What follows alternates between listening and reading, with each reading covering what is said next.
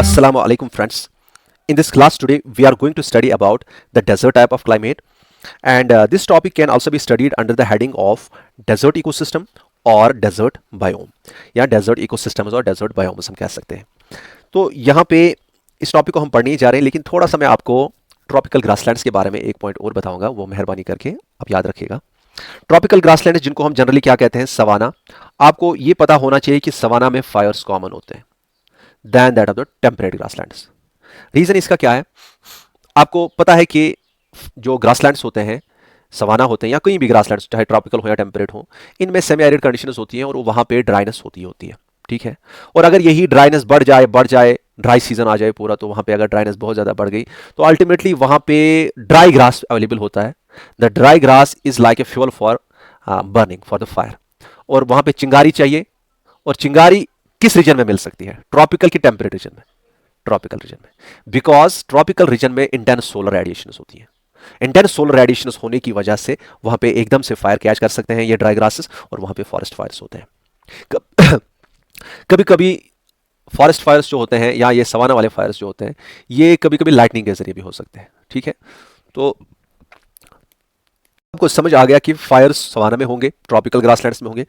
दूसरा पॉइंट यह है कि फायर्स जो होते हैं, हमारे जहन में फायर होने के बाद, ये फायर आने के बाद ये जहन में आता है कि वहां पे खाली नुकसान ही नुकसान होगा, कि वहां पे एनिमल्स मर जाएंगे, प्लांट्स मर जाएंगे, सारा वेजिटेशन कवर खत्म हो जाएगा, वहाँ पे बायोडाइवर्सिटी बहुत कम होगी, और अल्टीमेटली वहाँ पे जो पोल्यूशन होगी, वहाँ पे जो जहरीले गैसेज रिलीज होंगे, तो अल्टीमेटली वो एटमॉस्फेयर को डिटीरियरेट करेंगे। वहाँ पे भी बाकी जो आसपास के रीजन्स हैं वहाँ पे भी इफेक्ट करेंगे। तो हमें खाली negative effects of forest fires या सवाना फायर्स जहन में आते हैं।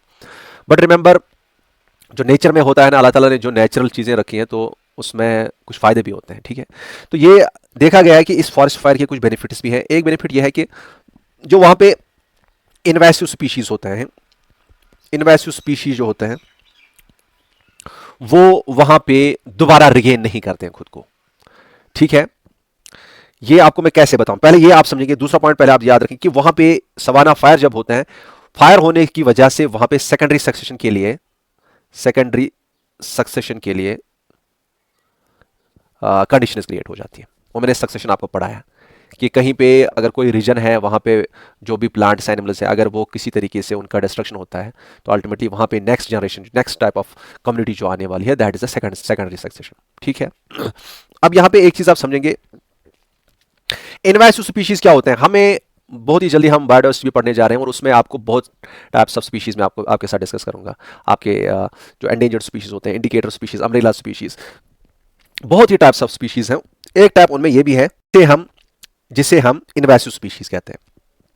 इनवेसिव स्पीशीज क्या होते हैं? देखिए, अगर ये एक रीजन है, फॉर एग्जांपल ये एक रीजन है, इस रीजन में बहुत ही जनरेशन से यहाँ के अपने पौधे जो होंगे, अपने प्लांट्स जो होंगे, ट्रीज होंगे, प्लांट्स होंगे, जो भी होंगे, जो अपनी वेजिटेशन यहाँ पे होगी, जो बहुत पहले से यहाँ पे अडाप्ट करते आई है, जो इवॉल्व हो चुकी है यहीं पे, जो दूसरी जगहों से नहीं आई है, that is known as, those are known as endemic species. उन स्पीशीज को क्या कहते हैं? Endemic species.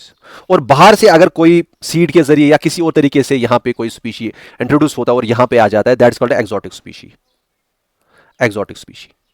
और अक्सर ये देखा जाता है कि एक्सोटिक स्पीशीज जो होते हैं, ये अगर ज्यादा मल्टीप्लाई हो जाते हैं तो एंडेमिक स्पीशीज को ये डैमेज कर सकते हैं, ये उनकी एक्सटिंक्शन हो सकती है। ठीक है, तो इनके काफी सारे नुकसान होते हैं, वो आगे बताऊंगा। लेकिन अब यहां पे जब सवाना में फायर्स होते हैं, तो ये एक्सोटिक स्पीशीज जो कि इन्वेसिव हो जाते हैं। इन्वेसिव मीन्स कि वो बहुत ही ज्यादा फैल गए होते हैं। अगर वो फैल जाते हैं, अगर एक्सोटिक स्पीशी फैल जाता है बहुत ज्यादा, उसको हम कहते हैं इन्वेसिव स्पीशी, अगर ये बहुत नंबर में इंक्रीज होता है।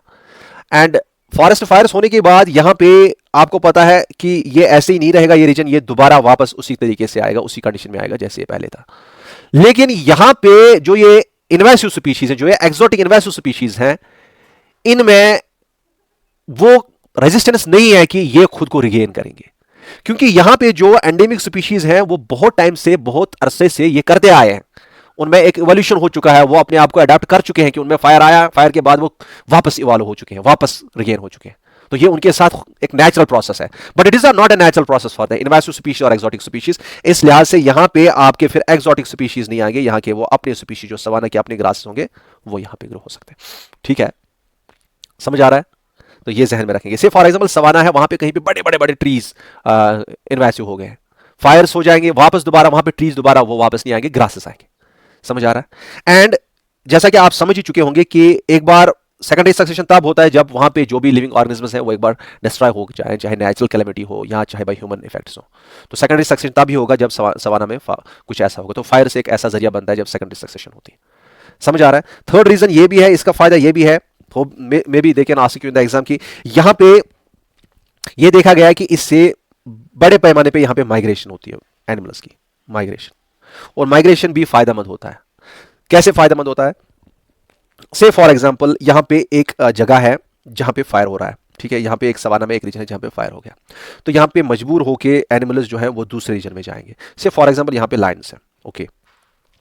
अब ये लायंस यहां पे जो है ये इनकी अलग पॉपुलेशन है, यहां पे दूसरी जगह लायंस है, उनकी अलग पॉपुलेशन है, इसंट इट? ये अलग पॉपुलेशन है, इनकी अपनी पॉपुलेशन है, और इनमें इनमें जेनेटिक कंपोजिशन एक हिसाब का होगा, ठीक है, ठीक है, इनमें जेनेटिक कंपोजिशन एक हिसाब का होगा। ये मैं ज्यादा डिटेल नहीं बताऊंगा क्या होता है जेनेटिक कंपोजिशन, थोड़ा सा अंडरस्टैंडिंग के लिए आप थोड़ा सा ध्यान तेज रखिएगा, मेहरबानी करके, अपने हिसाब का होगा। और जब यहां से लाइन्स यहां तक मजबूर होकर आएंगे तो यहां पे अल्टीमेटली ये रिप्रोड्यूस करेंगे इन लाइन्स के साथ। तो जो जेनेटिक कंपोजिशन यहां के अपने लाइन्स में है, अब दूसरे लाइन्स यहां पे आके रिप्रोड्यूस भी करते हैं, तो नेक्स्ट जनरेशन जो होंगी उनमें जेनेटिक कंपोजिशन उसी लेवल का होगा कि उसमें ज्यादा वेरिएशंस होंगी। ऑब्वियसली उसमें बहुत ही ज्यादा वेरिएशंस होंगी, उसमें बहुत ही ज्यादा वेरिएशंस होंगे। तो जेनेटिक वेरिएबिलिटी, माइग्रेशन से जेनेटिक वेरिएबिलिटी इंक्रीज होती है, जेनेटिक वेरिएबिलिटी इंक्रीज होती है। और ये जेनेटिक वेरिएबिलिटी जहां पे इंक्रीज होगी, ये पॉइंट अभी जहन में रखिएगा, मुझे जल्दी ही आपको बायोडाइवर्सिटी में भी बताना है, ये चीजें आएंगी वहां पे। तो जहां पे जेनेटिक वेरिएबिलिटी इंक्रीज होती है, रिमेंबर वहां पे रेजिस्टेंस इंक्रीज होती है, रेजिस्टेंस वहां पे बेटर ऑर्गेनिजम्स होते हैं वो जिनमें जेनेटिक वेरिएबिलिटी ज्यादा होती है। कैसे होते हैं वो मैं अभी डिस्कस नहीं करूंगा, ठीक है? तो ये आप याद रखेंगे। और एक फायदा ये है इसका कि चौथा है, that is I think fourth, जिसमें बर्ड्स को फीड करने के लिए इंसेक्ट्स मिलते हैं, ठीक है। इंसेक्ट्स क्यों मिलते हैं इनको? क्योंकि इंसेक्ट छुपे रहते हैं, तो जब ये फॉरेस्ट फायर्स होते हैं तो इंसेक्ट्स मजबूर होकर बाहर निकलते हैं बहुत ही ज्यादा तादाद में, और वहां के जो बर्ड्स होते हैं उनको एक मौका मिलता है इन इंसेक्ट्स पे फीड करने का, जिनको वो कभी नहीं मिल सकता था। अब ये जो था ग्रासलैंड्स के बारे में, थोड़ा सा इसको आगे नहीं खींचेंगे। यहां पे हम अपने टॉपिक पे आते हैं, that is the desert type of climate, या हम कह सकते हैं डेजर्ट इकोसिस्टम्स और डेजर्ट बायोम्स। अब ध्यान रखिएगा, सबसे पहले जहां पे भी रेनफॉल ज्यादा होगा वहां पे बड़े बड़े ट्रीज होंगे and that is a forest. जहां पे थोड़ा सा रेनफॉल कम होगा, ठीक है, वहां पे आपके लंबे लंबे ग्रासेस होंगे, ट्रॉपिकल ग्रासलैंड्स। उससे कम रेनफॉल होगा टेम्परेट रीजन में, तो आपके टेम्परेट ग्रासलैंड्स। और उससे कम रेनफॉल होगा तो आपकी कुछ ऐसी वेजिटेशन होगी जो बहुत ही ड्राई कंडीशंस के लिए अडाप्ट होंगी, और उन ड्राई कंडीशंस के वाले एरियाज को ही हम क्या कहते हैं, दैट्स कॉल्ड द डेजर्ट्स। और वहां पे जो क्लाइमेट है that is the desert type of climate, ठीक है। यहाँ पे कंडीशंस इतनी हार्श है, यहाँ पे इतना कम रेनफॉल है, टेम्परेचर इस तरह से है कि यहाँ पे ज़्यादा वेजिटेशन नहीं होगी, यहाँ पे बहुत ही कम वेजिटेशन है, और उनमें भी पिक्यूलियर अडाप्टेशंस होती हैं। And remember the adaptations of desert plants have been asked multiple times in your UPSC preliminary examination, उसको घुमा फिरा के, ठीक है। तो दिस इज वेरी इंपॉर्टेंट, कई बार पूछा गया है, not only once twice thrice, I think 4 or 5 times the question have come from this. और यहाँ पे अब आप समझ सकते हैं कि जितना आप इस डायरेक्शन में चलते हैं तो आपका रेनफॉल जो है वो बहुत ही ज्यादा डिक्रीज हो जाता है, प्रेसिपिटेशन डिक्रीज हो जाती है। तो आज हम इसी रीजन की बात करेंगे, that is the desert. Deserts में यहां पे मैंने लिखा है कि these are the driest regions of the world, these are dry regions जहां पे इवापोरेशन या इवापोट्रांसपायरेशन बहुत ज्यादा होती है than precipitation. Precipitation means water availability हो जाना, चाहे रेन की फॉर्म में, स्नो के फॉर्म में, किसी और भी फॉर्म में। तो ये हो गया वाटर अवेलेबिलिटी होना। लेकिन इवापोरेशन या इवापोट्रांसपायरेशन क्या होता है कि वाटर लॉस हो जाना from the water bodies, from the surface, from the plants. Plants से अगर लॉस होता है through transpiration, that is evapotranspiration, isn't it? That is transpiration and evaporation also. Now यहां पे ये जो रीजन्स होते हैं ये ड्राई रीजन्स होते हैं। जनरली हम कहते हैं कि इनमें rainfall it is actually here centimeter, 25 centimeter, less than 25 centimeter होता है, which are called the true deserts. और रेनफॉल इसके नीचे और भी होता है। तो thus it can be classified, the deserts can be classified in different ways, ठीक है, डिफरेंट तरीकों से हम इनको क्लासिफाई करते हैं। अगर आप यही रेनफॉल के बेस पे आप क्लासिफिकेशन करेंगे ना, रेनफॉल के बेस पे, तो आपके ट्रू डेजर्ट्स आते हैं जिनमें आपका रेनफॉल आता है यही 25 सेंटीमीटर से, 25 सेंटीमीटर से कम रेनफॉल आता है। इसके बाद आपके आते हैं एरिड डेजर्ट्स आते हैं, इसमें 20 से लेके 25 सेंटीमीटर तक रेनफॉल होता है। हाइपर एरिड, ठीक है, तो हर डेजर्ट में, डेजर्ट्स में भी मॉइस्चर जो है रेनफॉल होता है, प्रेसिपिटेशन होती है, ये वैरी हो जाती है। हाइपर एरिड डेजर्ट्स में 20 से भी कम, और एक्सट्रीम डेजर्ट्स में 7 से कम। तो आप समझ सकते हैं कि on the basis of rainfall we can differently class में। देखिए ये जो हम यहाँ पे बता रहे हैं this is more or less related to geography also, तो वहाँ पे आप ये डिटेल में पढ़ेंगे, लेकिन थोड़ा सा मैं आउटलाइन में थोड़ा सा बताऊंगा, फिर हम एक्चुअल में जो इकोलॉजिकल पॉइंट ऑफ व्यू से इंपॉर्टेंट है वहाँ पढ़ेंगे, ठीक है। और इसी तरह से फर्दर हम इन्हें on the basis of temperature के हिसाब से हम इसको क्लासिफाई कर सकते हैं। एक होते हैं हॉट डेजर्ट्स और दूसरे होते हैं कोल्ड डेजर्ट्स। हॉट डेजर्ट्स जो कि आपके ट्रॉपिकल या सब ट्रॉपिकल रीजन में आते हैं, इसी लिहाज से उनको ट्रॉपिकल या सब ट्रॉपिकल डेजर्ट्स भी कहते हैं। कोल्ड डेजर्ट्स आपके टेम्परेट रीजन में आते हैं, those are called temperate deserts. समझ आ रहा है? अब इनमें फर्क क्या है, थोड़ी सी फर्क आप जहन में रखेंगे, ज्यादा नहीं। हॉट डेजर्ट्स में इस लिहाज से हम इनको हॉट कहते हैं क्योंकि इनमें जो समर में डे का टेम्परेचर, एक्चुअली हॉट डेजर्ट्स में विंटर होता ही नहीं है। Let me rub this, hot desserts में आपका विंटर होता ही नहीं है, because you are very well aware of the fact कि हॉट डेजर्ट्स आपके किस रीजन में होंगे, in which region they are in the tropical region. और ट्रॉपिकल रीजन में आप मोस्टली विंटर को, मोस्ट ऑफ द जो पहले ट्रॉपिकल रीजन जो होते हैं उनमें मोस्टली आप विंटर पाते ही नहीं है, ठीक है। फिर जब ट्रॉपिक ऑफ कैंसर से ऊपर आप जाएंगे ज़्यादा या ट्रॉपिक ऑफ कैप्रिकॉर्न से भी आगे चलते हैं तो फिर आपके विंटर शुरू हो जाते हैं, फिर आपके सीजन शुरू हो जाते हैं। तो यहाँ पे समर्स ही होते हैं, और समर्स होने की वजह से यहाँ पे क्या होगा, यहाँ पे हमेशा टेम्परेचर हाई होता है, और यहाँ पे डे का टेम्परेचर जो होता है वो बहुत ही हाई होता है। डे टेम्परेचर बहुत हाई होता है और नाइट का टेम्परेचर कम होता है। ये डिटेल में बताएंगे, अभी टेंशन मत लीजिएगा बस। लेकिन हॉट इसलिए कहते हैं क्योंकि डे का टेम्परेचर इसमें बहुत ही हाई हो जाता है। समझ आ रहा है? और यहाँ पे टेम्परेट रीजन के डेजर्ट्स को कोल्ड डेजर्ट इसलिए कहते हैं क्योंकि इसमें विंटर का टेम्परेचर, याद रखिएगा, विंटर का टेम्परेचर बहुत ही ड्रॉप हो जाता है, बहुत ही माइनस में चला जाता है। जैसे आपका लद्दाख है, गोबी, टकला मकान, कई सारे वो डेजर्ट्स हैं। अच्छा, ये हो गया इस बेस पे। नेक्स्ट हम यहाँ पे कुछ डेजर्ट्स को इनलैंड डेजर्ट्स कहते हैं कि वो डेजर्ट्स जो हैं वो आपके यहाँ कॉन्टिनेंट्स के बीच में आते हैं, मिड कॉन्टिनेंटल डेजर्ट्स। जैसे आपका गोबी, टकला मकान है, तुर्किस्तान डेजर्ट है, ये जो है ये आपके एशिया के बीच में आते हैं, ठीक है। एंड इसी तरह से आपके आते हैं हाँ रेन शेडो डेजर्ट्स की, कुछ डेजर्ट्स को हम रेन शेडो डेजर्ट्स कहते हैं कि वो डेजर्ट्स इस लिहाज से हैं कि वहां पे रेनफॉल काज करने वाली विंड्स को माउंटेन रेंज जो है वो रोक रहा है। जैसे रेन शेडो डेजर्ट्स आपके आएंगे पैटागोनिया डेजर्ट, ठीक है, ये आपका पैटागोनिया डेजर्ट आएगा, आगे दिखाऊंगा, मुझे मैंने फिगर अटैच किया थोड़ा सा, वहां दिखाऊंगा। कोस्टल डेजर्ट्स हैं कुछ जो कि कोस्टल रीजन्स में आते हैं, जैसे अफ्रीका का अटाकामा डेजर्ट आता है, that is a coastal desert. Polar deserts, आप देखिए यहाँ पे समझने वाली बात एक ये है, मेहरबानी करके, ये मुझे लगता है ये आपके लिए इंपॉर्टेंट है। पोलर डेजर्ट क्या होते हैं? एंटार्क्टिका एंड आर्कटिक रीजन जो है that is a desert. Antarctic region and Arctic region that is a desert. और आप ज्योग्राफी में डिटेल्स में पढ़ेंगे कि वहाँ पे कौन सा रेंज कहाँ पे है, कौन सा क्या है, वो डिटेल मोस्ट मैं नहीं जाऊँगा, लेकिन थोड़ा सा एक point ecological point of view से यहाँ पे बताऊंगा। पोलर डेजर्ट्स में आपका Antarctic desert and Arctic desert आते हैं, ठीक है, ये पोलर रीजन्स जो होते हैं। और यहाँ पे डेजर्ट्स में आपको मैंने ऑलरेडी कहा कि डेजर्ट्स में रेनफॉल कम होता है और सॉइल्स भी प्योर होती हैं, सैंडी सॉइल्स होती हैं जो मॉइस्चर नहीं समा सकते हैं अपने आप में, तो इस लिहाज से वहाँ पे वेजिटेशन बहुत ही कम होती है, इजंट इट। लेकिन पोलर डेजर्ट्स में भी वेजिटेशन कम होती है। आपके पोलर डेजर्ट्स जो होते हैं these are a type of cold deserts, ये भी कोल्ड डेजर्ट्स हैं, ठीक है, कोल्ड डेजर्ट्स।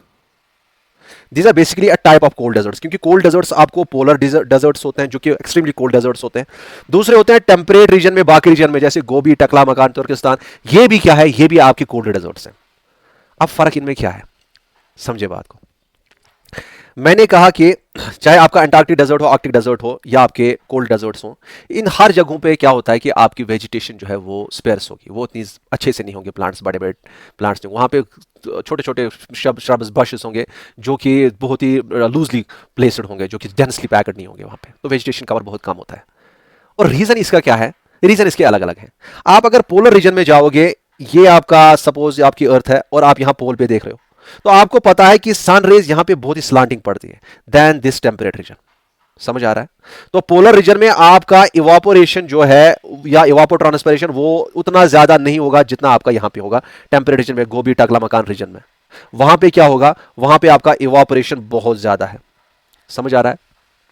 दोनों जगहों पे प्रेसिपिटेशन कम है कि वाटर अवेलेबिलिटी कम है, से फॉर एग्जांपल 20 सेंटीमीटर अवेलेबल है पानी, यहां पे भी अवेलेबल है और यहां पे भी, लेकिन ये जाया कहां पे ज्यादा होता है, ज्यादा ये इस रीजन में जाया होगा, किस रीजन में, टेम्परेट रीजन में जाया होगा, इवापोरेट होगा देन दिस पोलर रीजन।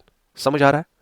तो इसलिए आपको ही अगर मैं क्वेश्चन पूछूं कि आप मुझे बताएं पोलर रीजन में वाटर की अवेलेबिलिटी रीजन बनती है, मेन रीजन बनती है फॉर लेस वेजिटेशन की, कोई और रीजन है, तो आप जट से कह सकते हैं कि नहीं, वहां पे जो पोलर रीजन है यहां पे पानी की किल्लत जो है वो मेन रीजन वेजिटेशन कम होने का नहीं है, क्योंकि यहां पे अगर 20 सेंटीमीटर पानी था, ये वहां पे अवेलेबल रहता है, ये इवापोरेट ज्यादा नहीं होता है। यहां पे मेन रीजन जो पोलर रीजन में वेजिटेशन कम होने का है, that is because of the absence of the more sunlight वहां पे कम पड़ती है। तो पोलर रीजन में अगर आपको कोई कहेगा कि लिमिटिंग फैक्टर क्या है वेजिटेशन कम होने वेजिटेशन के लिए, लिमिटिंग फैक्टर किसे कहते हैं? कहीं पे आप प्लांट ग्रो कर रहे हैं, ठीक है, आपने प्लांट को लाइट भी देनी है, आपने उसको न्यूट्रिएंट्स भी देने हैं, आपने उसको वाटर भी देना है। आप एक काम कर रहे हैं, आप बोल रहे हैं हम एक काम करेंगे, हम प्लांट को चलो लाइट भी देते हैं, उसको वाटर भी देते हैं, मिनरल्स नहीं देते, ठीक है। आप लाइट दे रहे हैं, वाटर दे रहे हैं, मिनरल्स नहीं दे रहे। आप जितनी भी लाइट बढ़ाएं, जितने भी वाटर को बढ़ाएं, आप मिनरल्स जब तक नहीं देंगे तब तक वो प्लांट ग्रो नहीं करेगा। दस वहां पे जो मिनरल्स हैं वो लिमिटिंग फैक्टर एक्ट करते हैं। समझ आ रहा है? तो यहां पे को पोलर रीजन्स में क्या यहां पे मॉइस्चर या वाटर लिमिटिंग फैक्टर है कि लाइट? यहां पे लाइट क्या है? Limiting factor. But when you reach to this temperate region या बाकी जो डेजर्ट्स यहां पे ट्रॉपिकल रीजन में भी होते हैं, यहां पे भी वेजिटेशन कम है, इजंट इट? यहां पे ट्रॉपिकल सब ट्रॉपिकल रीजन में वहां पे जो भी डेजर्ट्स होते हैं, यहां पे ट्रांसपिरेशन अच्छी होती है, वहां पे इवापोरेशन अच्छी होती है, तो इस लिहाज से यहां पे मॉइस्चर की कमी हो जाती है, और मॉइस्चर की कमी से यहां पे वेजिटेशन कम है।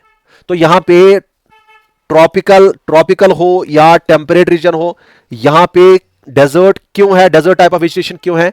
Why such type of less dense vegetation? Because of the absence of water, because of the limitation due to the water. तो यहां पे वाटर लिमिटिंग फैक्टर एक्ट करता है, ये जहन में रखना मेहरबानी करके, ठीक है। And remember, polar deserts are a type of cold deserts, because cold deserts can also be found in the temperate region. हमारे लद्दाख एक कोल्ड डेजर्ट है, but that is not a polar desert. Cold desert एक बड़ी term है, उसके अंदर polar desserts भी आएंगे और कुछ टेम्परेट डेजर्ट्स भी आएंगे। समझ आ रहा है? तो this was something about this. Let us move on the next slide. अब जैसे भी ये डेजर्ट्स हैं दुनिया में, ब्रॉडली आई पर्सनली थिंक कि हम ये इस तरीके से बेटर पढ़ सकते हैं कि ट्रॉपिकल सब ट्रॉपिकल रीजन के जो डेजर्ट्स हैं वो कौन कौन से हैं और कैसे क्या होता है वहां पे। दूसरा जिसे हम कहते हैं टेम्परेट या कोल्ड डेजर्ट्स कहते हैं, ठीक है। पोलर डेजर्ट्स ऑलरेडी आपको बताया, तो आपके टेम्परेट डेजर्ट्स इसमें आएंगे। अब यहाँ पे इस फिगर पे आप कंसंट्रेट कीजिए, यहाँ पे आप अच्छे से अगर गौर से अगर देखेंगे तो यहाँ पे जो ये ब्लैक से रिप्रेजेंटेड शेडेड पोर्शंस हैं, these are actually the tropical, subtropical और हॉट डेजर्ट्स। जो ये ब्लैक से शेडेड पोर्शन है, these are hot deserts, tropical and subtropical region के deserts. And the red and other colour जो use किया गया है, that is for temperate deserts और दे आर कोल्ड डेजर्ट्स। समझ आ रहा है? यहाँ पे ट्रॉपिकल रीजन के डेजर्ट्स को आप देखेंगे, यहाँ पे ये डिटेल्स इन डेजर्ट्स की आप ज्योग्राफी में पढ़ेंगे, लेकिन थोड़ा थोड़ा सा मैं बताऊंगा। यहाँ पे सबसे बड़ा डेजर्ट आता है, that is the Sahara. This is actually the largest hot desert. अगर आप इन जनरल डेजर्ट्स की बात करेंगे, बाकी डेजर्ट्स को भी लेंगे, पोलर डेजर्ट्स को भी, फिर ये तीसरे नंबर पे आता है। फिर पहले नंबर पे आता है आर्कटिक डेजर्ट, अंटार्कटिका, फिर दूसरे नंबर पे आता है आर्कटिक डेजर्ट, और तीसरे नंबर पे आता है ये सहारा डेजर्ट। लेकिन अगर आप ओवरऑल खाली हॉट डेजर्ट्स की बात करेंगे, उसमें पहले नंबर पे आता है। तो सहारा के बारे में एक दो पॉइंट्स आप याद रखेंगे। ये सबसे लार्जेस्ट हॉट डेजर्ट है, थर्ड लार्जेस्ट डेजर्ट, और ये बोला जाता है कि इसका जो एरिया है ना, that is much greater than the 50 states of USA. तो आप समझेंगे कितना बड़ा एरिया है। और यहाँ आपको पता है कि यहाँ पे आपके ग्रासलैंड्स हैं नीचे इसके, isn't it? सवाना हमने ऑलरेडी पढ़ा। और इन ग्रासलैंड्स और इसके दरमियान जो रीजन है जिसमें आपकी वेजिटेशन बहुत ही कम है, कहीं कहीं पे डेजर्ट लाइक कंडीशंस है, कहीं कहीं पे थोड़ी थोड़ी वेजिटेशन है, ग्रासलैंड भी नहीं है, डेजर्ट भी नहीं है, लेकिन एक इकोटोन की तरह इसके दरमियान है। समझेंगे बात को जो मैं आपको पढ़ाते आया हूँ। और वहाँ पे कहीं पे आपको रेत मिलेगी और कहीं पे आपको वेजिटेशन मिलेगी, छोटे छोटे बशेस मिलेंगे, छोटे छोटे ट्रीज भी मिल सकते हैं, ठीक है। तो वहाँ पे जहाँ पे ये मिक्सड कंडीशंस होते हैं, उस रीजन को हम कहते हैं साहिल। साहिल कहिए या सहेल कहिए, ठीक है, ये रीजन है ये। और ये थोड़ा सा आप याद रखेंगे। और ये आजकल बोलते हैं कि सहेल रीजन जो है, इसको ये कंसर्न बना है आजकल, क्योंकि वहाँ पे सैंड की मूवमेंट जो होती है, उस वजह से ये सहेल रीजन अब धीरे धीरे धीरे धीरे डेजर्ट लाइक कंडीशंस में कन्वर्ट हो रहा है, and it is a concern. आप जब इंडिया की बात हम करेंगे ना, इंडिया में भी जो हमारे डेजर्ट राजस्थान के एरिया के आसपास जो रीजन्स हैं, वहाँ पे भी सेमी एरिड कंडीशन जहाँ पे हैं, वहाँ पे भी डेजर्ट लाइक कंडीशंस होती हैं, and they are more prone to the process जो हम पढ़ेंगे आगे, जिसे हम डेजर्टिफिकेशन कहते हैं। वो मैं इंशाल्लाह पढ़ाऊंगा आपको। Desertification is important. तो डेजर्टिफिकेशन जो होता है वो हमारे इंडिया में भी होता है, और यहाँ पे भी Sahel region is very much prone to, and it is very fastly it is turning into deserts. क्योंकि यहाँ पे कई कई जगहों पे यहाँ पे सैंड ड्यून्स बनते हैं, ठीक है। तो वो अलग से इतना काफ़ी है, इतना इसके अलावा हम इसके बारे में ज़्यादा नहीं पढ़ेंगे। सहारा आपका ये आ गया। अच्छा, इसके बाद आप यहाँ पे इसी रीजन में सब ट्रॉपिकल एंड ट्रॉपिकल रीजन में ही आप देखेंगे that is this Arabian desert, ठीक है। अब अरबियन डेजर्ट की आप बात करेंगे तो ये जो है यहाँ पे दो डेजर्ट्स आप याद रखेंगे अरबियन डेजर्ट में, यहाँ पे मैं लिखता हूँ, ठीक है। एक है आपका रबल खाली खाली एंड दूसरा है आपका सीरियन डेजर्ट। इस साइड में आपका रबल खाली है, इस साइड में आपका सीरियन डेजर्ट है, ठीक है। तो दिस एक्चुअली ना, ये सहारा रीजन, ये वाला यहाँ पे इस साइड में आपका रबल खाली है, ये वाला आपका जिस सीरियन डेजर्ट है। उसके बाद आपका इसी के आसपास आता है ये region that is the Iranian desert. और ईरानियन डेजर्ट में आप दो डेजर्ट्स याद रखेंगे, I think this will be taught you in the geography. एक है दस्ते काविर एंड अनदर इज दस्ते लूत, ठीक है। ये ईरान में आप याद रखेंगे। हो गया ये वाला रीजन, ये जो बीच वाला यहाँ पे रीजन है। अब यहाँ पे देख सकते हैं, यहाँ पे आप यूएसए में अगर आप आएंगे, यहाँ पे ऊपर ये यहाँ पे लिखा है मोहावे डेजर्ट लिखा है। बट ये जो है यहाँ पे एक्चुअली कुछ रीजन्स में यहाँ पे मोहावे इस डेजर्ट को कहते हैं। ये एक्चुअली एक ईस्ट लॉन्ग डिस्टेंस तक ये डेजर्ट यहाँ पे पाया जाता है। और इसको अगर आप देखेंगे डिफरेंट रीजन्स में इसको डिफरेंटली नेम किया जाता है। किसी जगह पे इसको मोहावे डेजर्ट कहते हैं, यहाँ पे अगर लिखा नहीं गया लेकिन यहाँ पे मैं बता देता हूँ, इसको कहीं पे सोनारन डेजर्ट भी कहते हैं। सोनारन, ये जो ये सारा मैक्सिको से यूएसए तक जो सारा रीजन, वहाँ पे ये डेजर्ट फैला है। सोनारन डेजर्ट है, कैलिफोर्नियन डेजर्ट है, ठीक है, आपका मैक्सिकन डेजर्ट है। तो ये इसके नाम दिए जाते हैं and this is also in the tropical reason. समझ आ रहा है। साउथ अमेरिका की बात करेंगे यहीं से, यहाँ पे एक ही डेजर्ट, यहाँ पे अटाकामा डेजर्ट, जबकि यहाँ ऊपर थोड़ा सा एक वो डेजर्ट है जैसे पेरुवियन डेजर्ट, मोरालेस वो इसी के साथ मिक्स होता है। अटाकामा डेजर्ट यहाँ पे बता देते हैं, मेन डेजर्ट यही है। अटाकामा डेजर्ट के बारे में आपको क्या याद रखना है, this is the driest place in the world. दुनिया में जहाँ पे रेनफॉल होता ही नहीं है, ना के बराबर 0.02 कुछ होता है इतना, दैट इज ना के बराबर जहाँ पे रेनफॉल होता है, दैट इज दिस अटाकामा।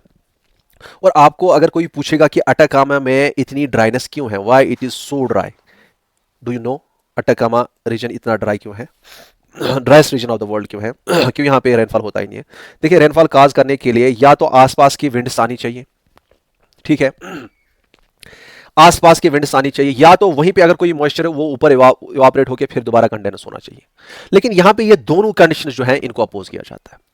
अब अगर यहां से आप देखेंगे, यहां ये जो अटाकामा रीजन है, यहां पे इस साइड से इसको ट्रेड विंड्स आती, लेकिन ट्रेड विंड्स जब अटाकामा तक पहुंचेंगी वो बहुत ही ड्राई होंगी, क्योंकि वो सारा मॉइस्चर यहीं पे छोड़ेंगे पहले, तो वो ऑफ शोर ट्रेड विंड्स बनेंगे, वो ऑन शोर ट्रेड विंड्स नहीं होंगे, जो मैंने आपको पहले बताया। एक रीजन ये होता है जिसे हम कहते हैं offshore trade winds, isn't it. Next region ये है कि यहां पे रेन शेडो इफेक्ट भी है, SHADOW, रेन शेडो इफेक्ट भी होता है। किससे आई पर्सनली थिंक कि आपने नहीं पढ़ा होगा, लेकिन आप याद रखेंगे, यहां पे let me take red colour, यहां पे इस साइड में इसका एक रेंज आता है जिसको हम कहते हैं कोस्टल रेंज। क्या कहते हैं? कोस्टल रेंज जो है, ये वेस्ट से आने वाली हवाएं जो हैं, जो विंड बरसा सकती हैं, जो वहाँ पे मॉइस्चर लेके आ सकती हैं और वहाँ पे रेन बरसा सकती है अटाकामा डेजर्ट में, इन हवाओं को रोक लेता है। दैट मीन्स कि यहाँ से कोस्टल रेंज जो है, इसकी हवाएं भी यहाँ पे नहीं पहुँचती है। तो एक रीज़न तो आपका पहले आ गया ऑफशोर ट्रेड विंड्स, दूसरा रीज़न इसका आ गया रेन शैडो इफेक्ट, कि ये यहाँ पे बारिश बरसाने वाली हवाओं को जाने की इजाजत नहीं देते हैं। ये समझ आ रहा है। नेक्स्ट थिंग इज, यहां पे तीसरा रीजन जो है वो यहां पे एक्सप्लेन नहीं कर सकता ज्यादा, उसमें ज्यादा डिटेल्स लगेंगी, टाइम यहां पे नहीं है, हमें टॉपिक से ज्यादा डिबेट नहीं होना है। That is Volker circulation. अब ये क्या है, देखिए मैं आपको बता ही देता हूं, लेकिन आप खुद पढ़िएगा। इसको समझने के लिए आपको अलीना लानीना पढ़ना है, जनरल में एनसो पढ़ना है, अलीना लानीना एंड साउदर्न ऑसिलेशन पढ़नी है। और इसका नतीजा आपको ये निकलेगा, आप पढ़ेंगे ये जो यहाँ पे जो इसमें पैसिफिक रीजन है, उसी में क्या होता है कि डिफरेंशियल हीटिंग जो होती है, फिर ट्रेड विंड्स की स्ट्रेंथ पे डिपेंड करता है, ठीक है। तो वो आप अलग से पढ़ेंगे, पढ़ना चाहें तो। अगर शॉर्ट में याद रखना चाहें तो वॉल्कर सर्कुलेशन याद रखेगा, ये सिंपल एक पॉइंट याद रखेगा और कुछ पढ़ने की जरूरत नहीं है। लेकिन अगर थोड़ा सा डिग करके आप पढ़ना चाहें तो आप अलीना लानीना पढ़ेंगे, साउदर्न ऑसिलेशन पढ़ेंगे, फिर जब वो समझेंगे फिर आप वॉल्कर सर्कुलेशन समझ पाएंगे। और यहाँ पे इसका नतीजा जो निकलता है वो ये है कि ये जो अटाकामा रीजन है, यहां पे जनरली क्या होता है, इसकी वल्गर सर्कुलेशन की वजह से यहां पे एयर जो है, कोल्ड एयर, ठंडी हवाएं, वो सबसाइड होती हैं। सबसाइड मतलब वो ऊपर से नीचे आती है। और आपको मैंने ऑलरेडी बता दिया, अगर ये एक रीजन है, यहां पे आपको बारिश चाहिए। आप मुझे खुद बताएं सबसे पहले यहां क्या होना चाहिए। यहां पे नीचे वाली हवाएं ऊपर जानी चाहिए गर्म होके, और वाटर वेपर को साथ लेने हो चाहिए, फिर ही जाके ऊपर वो क्लाउड बनाएंगे, और क्लाउड बना के फिर वो रेन बरसाएंगे। लेकिन यहां पे क्या हो रहा है, अपोजिट हो रहा है। यहां पे ऊपर से ठंडी हवाएं आ रही हैं, तो क्लाउड फॉर्मेशन यहां पे नहीं होगी। क्लाउड फॉर्मेशन यहां पे नहीं होगी। इस लिहाज से यहां पे जो लोकली भी यहाँ पे वाटर वेपर अगर ऊपर जाता, वो वाटर वेपर बरसा देते, फिर पानी बरसाते, वो भी पॉसिबल नहीं। ना ही आसपास की विंड्स के साथ हवाओं के साथ रेनफॉल आएगा, ना ही लोकली हीटेड अप जो वहाँ पे मॉइस्चर होता है उससे रेनफॉल आएगा। तो यहाँ पे इस लिहाज से दुनिया की सबसे ड्राइएस्ट प्लेस जो है दुनिया में, दैट इज दिस अटाकामा। ठीक है, I thought this might come in your mind. ठीक है, अच्छा ये हो गया आपका अटाकामा डेजर्ट। तो ये इसके बाद यहाँ पे ये रहा अफ्रीका में आपका Kalahari, and this is the Namib desert. ये जो नामीब डेजर्ट है आपको पता होना चाहिए, this is the coastal desert, isn't it. यहाँ पे है सेकंड लार्जेस्ट हॉट डेजर्ट, जिसे हम कहते हैं Australian desert, great Australian desert. इसमें छोटे छोटे रीजन्स में जो है तो ये एक ही डेजर्ट, लेकिन डिफ्रेंशिएट किया जाता है डिफरेंट रीजन्स में। लगभग 10 डेजर्ट्स में ये इनको डिफ्रेंशिएट किया जाता है, जिसमें इंपॉर्टेंट कुछ है, जैसे आपका ग्रेट ऑस्ट्रेलियन डेजर्ट में आपका ग्रेट सैंडी डेजर्ट आता है, little sandy, Simpson, Gibson, great Victoria desert, ये जो खास खास डेजर्ट है इसमें। तो these deserts are the tropical deserts. समझ आ रहा है। अब आपने ट्रॉपिकल डेजर्ट्स अगर देख लिए, अब आपके जहन में एक सवाल आना चाहिए कि ये सारे ट्रॉपिकल डेजर्ट्स हमें वेस्ट ऑफ ट्रॉपिकल एंड सब ट्रॉपिकल डेजर्ट्स जो कि हॉट डेजर्ट्स हैं, ये हमें वेस्ट ऑफ द कंटिनेंट्स में क्यों मिलते हैं। आप यहां पे देखिए, मोहावी डेजर्ट वेस्ट में, अटाकामा वेस्ट में, कालाहारी नामीब वेस्ट में, साउथ ये ऑस्ट्रेलियन डेजर्ट वेस्ट में, ये वाला डेजर्ट, ये अरबियन, ये ईरानियन, ये जो हमारा ये थार डेजर्ट है इंडिया में, यहाँ पे ये थार डेजर्ट, ठीक है, इंडिया में, यहाँ पे ये सहारा डेजर्ट है, ये सारे डेजर्ट्स आपके वेस्ट में क्यों हैं, क्यों है, ये क्वेश्चन आता है। और आपको ये भी क्वेश्चन आना चाहिए, क्या ये वेस्ट में है, कि ये सहारा तो बीच में लग रहा है, नहीं, ये भी वेस्ट में है। यहाँ पे आप यहाँ से आप ले लेंगे ये सारा रीजन, ये यूरेशिया, ये सारा एक कंटिनेंट है। समझ आ रहा है तो ये 2 कंटिनेंट, लेकिन ये ओवरऑल ये लैंड मास की बात करेंगे, this is like a single land mass. ठीक है, तो यहाँ पे भी आप ये समझेंगे, this is occurring on the west sides of the land mass. समझ आ रहा है। सवाल यह है कि इन्हीं रीजन्स में, पहला तो यह है कि सब ट्रॉपिकल रीजन में ही क्यों है, क्यों डेजर्ट्स हैं इन लैटिट्यूड्स पे, 30 से लेके 40 जो है यहाँ पे ही इन लैटिट्यूड्स पे डेजर्ट्स क्यों हैं, क्योंकि मोस्टली इन रीजन्स में आपको डेजर्ट्स ही मिल रहे हैं ना। क्यों है इन लैटिट्यूड्स पे, इस वेस्ट साइड में डेजर्ट्स। पहला, इस रीजन में डेजर्ट्स इसलिए हैं, इस लैटिट्यूड पे डेजर्ट्स इसलिए क्योंकि ये रीजन जो है, this is the sub tropical high pressure belt, सब ट्रॉपिकल हाई प्रेशर बेल्ट। क्यों, आपको अगर याद होगा, आपको पता होना चाहिए कि जो हवाएं इक्वेटोरियल रीजन से उठती हैं वो अल्टीमेटली आपके 30 डिग्री नॉर्थ एंड साउथ में सिंक हो जाती हैं, कोल्ड हवाएं सिंक हो जाती हैं, और वहां पे सिंक जब हो जाती हैं वो, तो वहां पे हाई प्रेशर क्रिएट होता है, दैट इज द हाई सब ट्रॉपिकल हाई प्रेशर बेल्ट, या जिसे डोल्ड्रम कहते हैं, आपने पढ़ा भी होगा ये। तो यहाँ पे अभी हम इससे पहले बात कर रहे थे कि कहीं पे अगर आपको रेनफॉल चाहिए तो वहां पे आपकी क्लाउड्स बनने चाहिए। क्लाउड्स बनने के लिए आपका नीचे वाले जो हवाएं हैं वो गर्म होकर ऊपर जाएंगी ना, ठीक है। तो एक तरीका, ये मेन तरीका होता है। तो वहां पे जब ऊपर से ही नीचे हवाएं आ रही हैं इस रीजन में, तो वहां पे आपका रेनफॉल नहीं होने के चांसेस नहीं, क्योंकि वहां पे क्लाउड्स नहीं बनेंगे। समझ आ रहा है। Please keep it in your mind कि एक तो ये है सब tropical high pressure belt zone है ये, इसलिए यहां पे क्लाउड फॉर्मेशन कम। अब आपके जहन में ये सवाल भी होना चाहिए, सर यहां से ये वाला रीजन भी तो है, ये वाला रीजन भी तो है, that is this tropical monsoon region, ये वाला भी तो होना चाहिए, या बीच में जो ग्रासलैंड्स हैं, नहीं। इन रीजन्स में और तरीके हैं रेनफॉल आने के लिए, ठीक है।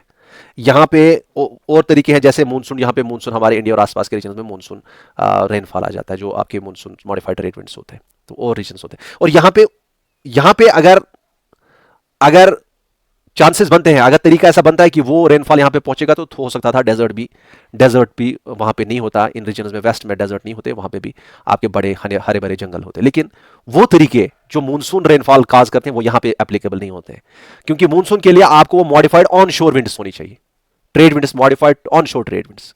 लेकिन यहाँ पे वेस्ट साइड में वो ऑफ शोर बन जाती है। तो दूसरा रीजन जो यहाँ पे बनता है, दैट इज ऑफ शोर ट्रेड विंड्स, ऑफ शोर ट्रेड विंड्स। अब देखिए, यहां से फॉर एग्जांपल आपकी ट्रेड विंड आ रही है, तो जब तक ये अटाकामा तक पहुंचेगी, तब तक इनमें जो नमी होगी, मॉइस्चर होगा, वो सारा इन्होंने दिया होगा, ठीक है। जैसे गवर्नमेंट होती है, जिनको पहुंचाना है सब्सिडी वगैरह जिनके लिए चाहिए, ऊपर से वो पहुंचते पहुंचते पहुंचते पहुंचते वो जब मेन पर्सन तक पहुंचता है तो उसके पास कुछ नहीं पहुंचता है, समझ आ रहा है, जो ऊपर से लेने वाले होते हैं। तो इसी तरह से अटकामा तक पहुंचते पहुंचते ये सारा रेनफॉल खत्म हो जाता है, तो अटकामा तक पहुंचते इसी यहाँ पे आपको इस नॉर्दर्न रीजन में आपके इस तरीके से आने चाहिए ना, ट्रेड विंड्स इस तरीके से आने चाहिए, इस तरीके से, इजंट इट, सहारा रीजन में ऊपर से, तो वो भी आपके ऑन शोर है, वो एक्चुअली कंटिनेंट के थ्रू ही जा रहे हैं, तो कहाँ से आपका रेनफॉल हो जाएगा, समझ आ रहा है। अब यहाँ पे मूनसून विंड्स, यहाँ पे मैं रब करता हूं, देखिए अब मूनसून जब होता है उस वक्त क्या होता है, आपके जो ये प्रेशर बेल्ट्स हैं वो नॉर्थ की तरफ शिफ्ट होते हैं, फिर यहाँ पे आपका ऐसे आ जाता है रेनफॉल, है ना, ये ऐसे आ जाता है मूनसून, जो मैंने आपको सिखाया। अब यहाँ पे इसके चांसेस देखिए, ये भी आपका ऑफशोर बन जाते हैं, अगर मूनसून टाइप ऑफ हम बोलते हैं कि यहाँ पे आ जाते हैं, नहीं ये भी पॉसिबल नहीं है, क्योंकि ये भी आप पे ऑनशोर ऑफशोर बन जाते हैं, क्योंकि इनको भी काफ़ी सारे कंटिनेंटल रीजन से पास होकर वहाँ तक पहुँचना है, तो यहाँ पे भी monsoon type of rainfall is also not possible, जो कि यहाँ पे इस ईस्ट वाले रीजन में वहाँ पे हरे भरे जंगल बना देता है, लेकिन यहाँ पे नहीं बना सकता। तो कोई भी ऐसा तरीका मिलता नहीं हमें कि यहाँ पे रेनफॉल अच्छा कॉज हो जाए।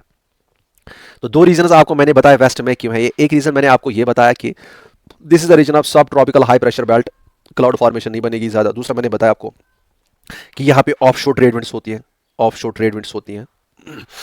तीसरा रीज़न भी इसका है, these are the three main region. तीसरा रीज़न ये है कि यहाँ पे अगर आप फिगर में गौर करेंगे, कैलिफोर्नियन करंट है, यहाँ पे पिरियन करंट है, बेंगलुरु करंट है, कैनरीज करंट है, वेस्ट ऑस्ट्रेलियन करंट है, ये सारे कोल्ड करंट्स हैं, ये सारे हायर लैटिट्यूड से लोअर लैटिट्यूड्स की तरफ जा रहे हैं। एंड कोल्ड करंट्स होने की वजह से यहाँ पे क्लाउड फॉर्मेशन नहीं होगी।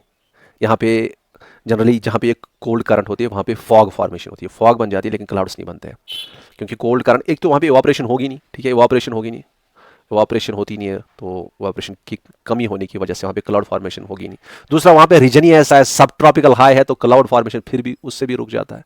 ओवरऑल जहाँ पे ये कोल्ड करंट्स होती हैं तो वहाँ पे ये एटमॉस्फेयर को भी इन्फ्लुएंस कर देते हैं, जो मैंने ऑलरेडी आपको बताया कि वहाँ पे जो ये कोल्ड करंट्स हैं इससे क्या होगा, क्लाउड फॉर्मेशन जो है इसकी कमी हो जाएगी, क्लाउड्स नहीं बनेंगे, यहाँ पे फॉग होगी, फॉग कंडीशन में प्रेसिपिटेशन नहीं होती है, ठीक है, तो ये आप समझेंगे। इस लिहाज से ये जो आपके हॉट डेजर्ट्स हैं, सब ट्रॉपिकल या ट्रॉपिकल डेजर्ट्स हैं, ये ड्राई प्लेसेस हैं वेस्ट रीजन में, वेस्ट कोस्ट पे, ठीक है। अच्छा, ये यहाँ पे लिखा है ये सारा। अब यहाँ पे नेक्स्ट जो है that is the temperate cold desserts.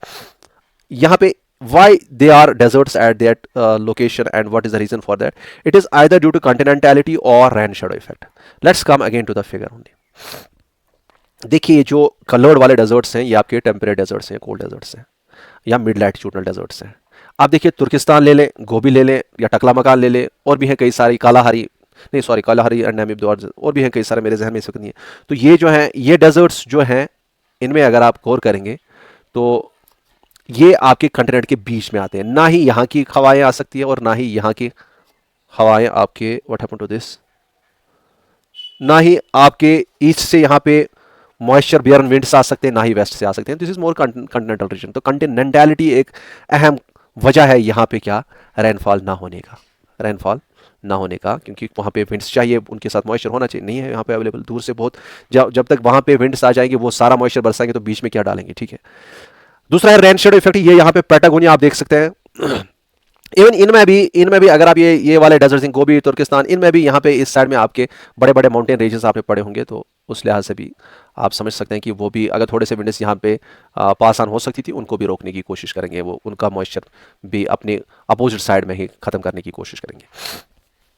And now जो आपका रेन शेडो इफेक्ट रीजन है, एक तो इन डेजर्ट्स में भी होता है, और मेनली यहाँ पे हम डिस्कस कर सकते हैं this Patagonia desert. Patagonia desert जो है आपको पता है कि यहाँ पे यू हैव द एंडीज जो है वो आपके क्या करेंगे, I to the same colour, I should take another colour. ये एंडीज जो है, एंडीज माउंटेन रेंज, ये आपके यहाँ से वेस्ट से आने वाले जो मॉइस्चर लेड विंड्स हैं उनको रोकेंगे, और पैटागोनिया को बोलेंगे आपको डेजर्ट ही रहना है। अगरचे यहाँ पे पॉसिबिलिटी थी, I have already discussed this Patagonia with you, कि यहाँ पे पॉसिबिलिटी थी कि यहाँ पे मेराइन इफेक्ट हो सकता है, और यहाँ पे वेस्टर्लीज जो है वो यहाँ पे रेनफॉल काज कर सकती थी, लेकिन यहाँ पे एंडीज होने की वजह से, रेन शेडो इफेक्ट होने की वजह से यहाँ पे रेनफॉल नहीं होता है। So this was something about all the deserts of the world, main deserts. अब हम आते हैं नेक्स्ट पॉइंट पे। अब देखिए डेजर्ट्स के क्लाइमेट की जब हम जिक्र करेंगे, इनमें एक्सट्रीम्स होते हैं, टेम्परेचर एंड ड्राइनेस होती है। Dryness is common to both, because चाहे आपके कोल्ड डेजर्ट्स हों या हॉट डेजर्ट्स हों, इनमें एयर में मॉइस्चर नहीं होता है, रिलेटिव ह्यूमिडिटी बहुत कम होती है डेजर्ट्स की, ठीक है, humidity moisture in the air that is very less. Extremes of temperature ये है कि आपके जो हॉट डेजर्ट्स होते हैं उनमें डे का टेम्परेचर बहुत ज़्यादा होता है, और जो आपके ये होते हैं कोल्ड डेजर्ट्स होते हैं, चाहे आपका पोलर डेजर्ट्स होते हैं, and even in the temperate deserts, वहाँ पे आपका पोलर डेजर्ट्स में तो टेम्परेचर कम होता ही होता है, बहुत ही कम होता है, माइनस होता है, लेकिन जो टेम्परेट डेजर्ट्स होते हैं वहाँ पे बहुत ही कम होता है ड्यूरिंग द विंटर। लद्दाख में सुनते हैं ना, इतना ड्रॉप हो गया टेम्परेचर विंटर में, ठीक है। तो क्यों ऐसा क्यों होता है? देखिए, ये जो ये रीजन होते हैं जहाँ पे ये सैंडी रीजन, स्पेशली जो हमारे होते हैं या लद्दाख या बाकी रीजन्स में जो होते हैं, ज़मीन जो होती है, लैंड जो होती है ना, लैंड बहुत जल्दी गर्म भी हो जाती है और बहुत जल्दी सर्द भी हो जाती है। और ड्रॉप जब होगा तो बहुत ही ड्रॉप होगा टेम्परेचर, जब गर्म होगा तो बहुत ही गर्म होगा, ठीक है। यहाँ पे प्रेस्टेशन दोनों में, चाहे यहाँ पे हम एक्चुअली हम दो डेजर्ट्स जो हैं, जो two types of deserts that we have been discussing till ना, हम उसी तरीके से टेम्परेचर और बाकी जो क्लाइमेटिक कंडीशन उनको डिस्कस करेंगे। Tropical and temperate, hot, subtropical, tropical and temperate and cold deserts. अब दोनों को अगर आप लेंगे, प्रेस्टेशन 25 से कम होता है और इवापोरेशन या इवापोर ट्रांसपिरेशन बहुत ज़्यादा होता है दैन प्रेस्टेशन कम होता है, दैट इज़ कि यहाँ पे एक पानी की किल्लत होती है दोनों में। अब इनमें फ़र्क क्या है? देखिए, ट्रॉपिकल रीजन में आपका समर ही होगा, विंटर है ही नहीं, लेकिन यहाँ पे विंटर भी होगा। अब यहाँ पे टेम्परेचर बहुत हाई होगा। एवरेज टेम्परेचर जो ट्रॉपिकल रीजन में होता है that is average is 30 centimetre, sorry this is temperature 30 degree Celsius, okay, 30 degree Celsius यहाँ पे टेम्परेचर होता है। और यहाँ पे बहुत टेम्परेचर कभी होता है, आपने पढ़ा भी होगा आई थिंक इन ज्योग्राफी के, वहाँ पे जो हाईएस्ट टेम्परेचर जो रिकॉर्डेड है that is the 57.77 degree Celsius, जो कि आपके लीबिया में, अल अजीज़िया कहाँ पे, लीबिया में 1992 में देखा गया था। तो समर्स में बहुत ज़्यादा टेम्परेचर होता है, 57 डिग्री सेल्सियस। एंड यहाँ पे high diurnal range of temperature but low annual range. अब खुद बताइए, एनुअल रेंज हो गया समर और विंटर में फ़र्क, यहाँ पे विंटर है ही नहीं तो एनुअल रेंज आया ही नहीं, हो गया ख़त्म इसका कंसेप्ट कि यहाँ पे एनुअल रेंज ज़्यादा नहीं होगा। डायरनल रेंज ज़्यादा होता है, डायरनल इन द सेंस कि यहाँ पे रेत है, लैंड है, पूरा लैंड ही लैंड है, मैरीटाइम इफेक्ट है ही नहीं, मॉइस्ट वाटर अवेलेबिलिटी है ही नहीं, यहाँ पे आसपास की समंदर है ही नहीं उतने कि उनका इफेक्ट ज़्यादा होगा। अब लैंड जो है, लैंड जो रेत होती है स्पेशली, ये बहुत ज़्यादा गर्म हो जाती है दिन में, और इसकी गर्मी फिर ये अपनी रेडिएशंस भी अपनी हीट अप जब हो जाती है तो अपनी हीट भी फिर ये रिलीज़ कर देती है, तो यहाँ पे बहुत ज़्यादा गर्मी हो जाती है। तो ये रीजन दिन में बहुत ज़्यादा गर्म हो जाते हैं, और रात को लैंड जो ये जल्दी सर्द हो जाती है, specially the sandy type of region, तो ये बहुत ज़्यादा सर्द हो जाते हैं, और अल्टीमेटली आप समझ सकते हैं कि रात को ये टेम्परेचर ड्रॉप हो जाता है। और इसीलिए यहाँ पे जो जो ये क्या कहते हैं टेम्परेचर रेंज है, डायरनल रेंज है, वो हाई है। इसके अलावा आप ये भी जहन में अगर रखना चाहिए कि ये जो रीजन है यहाँ पे क्लाउड्स होते नहीं है, मत होते हैं क्लाउड्स, ये जो ये ट्रॉपिकल रीजन है। अगर क्लाउड्स नहीं होते तो आपको मैंने ऑलरेडी कहा कि क्लाउड्स इस रीजन में इसलिए नहीं होंगे क्योंकि यहाँ पे सब ट्रॉपिकल हाई प्रेशर बेल्ट है, और ऊपर से आप देखते हैं कि जब सन रेज आती हैं, अगर क्लाउड्स होंगे तो सन रेज को वो पहले पूरी तरीके से सॉइल पे पड़ने नहीं देंगे। पहले तो ये होता है क्लाउड कवर हमें सन रेज को थोड़ा सा उनकी इंटेंसिटी को कम करते हैं। तो इसका मतलब है दिन में जितनी धूप सन के पास है, जितना ताकत सन के पास है, सारा इन पे पड़ता है, क्लाउड्स उनको इंटरसेप्ट नहीं करते हैं, तो हो गया दिन में बहुत ज़्यादा गर्मी। अब रात को क्लाउड्स का ये फ़ायदा होता है, देखिए क्लाउड्स इंपॉर्टेंट है इस लिहाज से, सुभान अल्लाह, रात को क्लाउड्स का ये फ़ायदा होता है कि दिन में जो गर्मी ट्रैप होती है फिर वो रात को ईजीली वो बाहर आउटर एटमॉस्फेयर में नहीं जाती है, तो इस लिहाज से वहाँ पे क्लाउड्स रात को थोड़ा सा गर्मी मेंटेन करते हैं। लेकिन अगर रात को भी क्लाउड्स नहीं है तो जल्दी ही ये सारे जो हीट है, रेडिएशन ये बाहर जाएंगे, और इसका मतलब है दिन में बहुत ज़्यादा गर्मी, रात को जल्दी सर्द होना। And this is by the high, there is high diurnal range of temperature. समझ आ रहा है? नेक्स्ट यहाँ पे कंपेरेटिवली अगर आप इसमें देखेंगे, यहाँ पे लोअर समर, हाँ पहले तो टेम्परेट रीजन में टेम्परेचर तो थोड़ा सा कम होगा ही ट्रॉपिकल रीजन से, इतनी गर्मी नहीं होगी, टेम्परेचर कम होगा, दिस इज डेफिनेट। अब दूसरा ये है कि यहाँ पे समर और विंटर भी है। अब समर में टेम्परेचर कम होगा ही, उतना नहीं होगा जितना यहाँ पे, और विंटर्स की बात करेंगे तो यहाँ बहुत ही ड्रॉप होगा टेम्परेचर, ये फ्रीजिंग पॉइंट से भी बिलो हो जाता है। Both diurnal and annual range are very high, यहाँ दोनों रेंज हाई होते हैं। डायरनल क्यों होगा? ये कंटिनेंट के बीच में पड़ता है, जिससे लैंड मास, यहाँ पे मैरीटाइम इफेक्ट नहीं है, मैंने ऑलरेडी कहा मैरीटाइम इफेक्ट से मॉडरेशन होती है, और ये कंटिनेंट के बीच में होने की वजह से डायरनल एनुअल रेंज होगा। ठीक है, चलो डायरनल रेंज होगा। अब यहाँ पे एनुअल रेंज भी होगा, डायरनल भी हो रहा है, एनुअल भी, क्योंकि यहाँ पे बाज़ाब्ता आपको समर भी मिल रहा है और विंटर में मिल रहा है, और विंटर में बहुत ही ड्रॉप होने की वजह से ये रेंज बहुत बढ़ जाता है। समर में उतनी इंटेंसिटी नहीं होती है हीट की उतना ज़्यादा जितना हम कह सकते हैं, ठीक है, क्योंकि ये टेम्परेट रीजन है जितना आपका ट्रॉपिकल रीजन में है। लेकिन यहाँ पे एक्चुअली ये एनुअल रेंज कौन बना देता है? फिर ये ड्रॉप होना टेम्परेचर का, जो ये टेम्परेचर का बहुत ज्यादा ड्रॉप होना यहाँ पे, this is why there is. आप फ्लोरा एंड फौना की बात करते हैं, किस किस्म के एनिमल्स और प्लांट्स आपको मिलेंगे। आपको ये पता होना चाहिए कि ये वो रीजन है जहाँ पे ना ही सॉइल अच्छी है और ना ही पानी अवेलेबल है, and this is why the soils over here are less fertile, poor sandy soils. अब यहाँ पे फर्टिलिटी क्यों नहीं है, यहाँ पे ह्यूमस क्यों नहीं है? ह्यूमस तब बनता है जब वेजिटेशन होती है ज्यादा, वेजिटेशन ज्यादा डिकम्पोजिशन, और अल्टीमेटली इन पे माइक्रो ऑर्गेनिजम्स एक्ट करेंगे, ज्यादा डिकम्पोजिशन, और इस तरह से ह्यूमस का क्रिएशन हो जाता है। लेकिन यहाँ पे पहले से ही वेजिटेशन कम है, ठीक है, क्योंकि यहाँ पे वाटर अवेलेबिलिटी कम है और सॉइल्स भी उतनी अच्छी नहीं है। अब वेजिटेशन कम है, अब वेजिटेशन कम होने की वजह से क्या होगा, यहाँ पे अवेलेबिलिटी ऑफ द मटेरियल नहीं होगा माइक्रो ऑर्गेनिजम्स के लिए। और माइक्रो ऑर्गेनिजम्स भी, ये माइक्रो ऑर्गेनिजम्स आपके बैक्टीरिया एंड फंजे हैं, ये तब काम करते हैं जब आपका मॉइस्चर होता है। मॉइस्चर के बगैर ये भी अच्छे से काम नहीं कर पाते, और मॉइस्चर भी कम है। एक तो मटेरियल भी अवेलेबल नहीं है, दूसरी कंडीशंस भी अवेलेबल नहीं है, तीसरा करने वाले भी नहीं कर पाएंगे। मटेरियल हो गया आपका यही प्लांट प्रोडक्ट्स या प्लांट्स, ये है नहीं। दूसरा हो गया मटेरियल अवेलेबिलिटी का, दूसरा हो गया कि आपका जो ये मॉइस्चर है, कंडीशंस भी अवेलेबल नहीं है। कंडीशन इन द सेंस कि मॉइस्चर नहीं है, और ये कंडीशंस अवेलेबल ना होने की वजह से यहाँ पे ये माइक्रो ऑर्गेनिजम्स है जिनको ये कंडीशंस चाहिए ये करने के लिए, वो भी अच्छे से काम नहीं करेंगे, और इस लिहाज से यहाँ पे डिकम्पोजिशन उतनी अच्छे से नहीं होती है। और डिकम्पोजिशन उतनी अच्छी नहीं होगी तो आपका ह्यूमस कहाँ से आएगा? ह्यूमस अवेलेबल नहीं होता है, less fertile which are sandy soil. और सैंडी होने की वजह से जहाँ पे भी सैंड होगी, सैंड और क्ले में ये फर्क है, क्ले पानी को अपने अंदर पकड़ती है, सैंड नहीं पकड़ती है, सैंड छोड़ देती है। इसका मतलब है water retaining capacity in soils में नहीं है।